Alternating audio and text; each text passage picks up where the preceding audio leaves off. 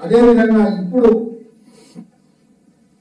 ఈ సోషల్ మీడియాలో కూడా చాలా సర్క్యులేట్ చేస్తుంటారు, అంటే మతాల మధ్యలో కులాల మధ్యలో వైషమ్యాలను రెచ్చగొట్టడానికి.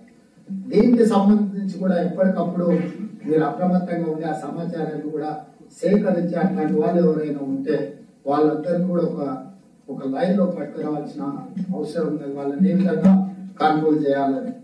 ఫైనల్ గా రెవెన్యూ సదస్సులు ఇప్పుడు చేయాలని 2 టీంల మండలాలను 2 టీంల, ఒక టీంకు ఎంఆర్ఓ గారు ఇంకొక టీంకు ఎంపీడీఓ గారు బాధ్యత తీసుకుంటారు. అదేవిధంగా శాసనసభ నియోజకవర్గానికి ఒక స్పెషల్ ఆఫీసర్ డెప్యూట్ చేస్తుంది ప్రజాపాలన కోసం. 119 శాసనసభ నియోజకవర్గాలకు 119 మంది స్పెషల్ ఆఫీసర్లు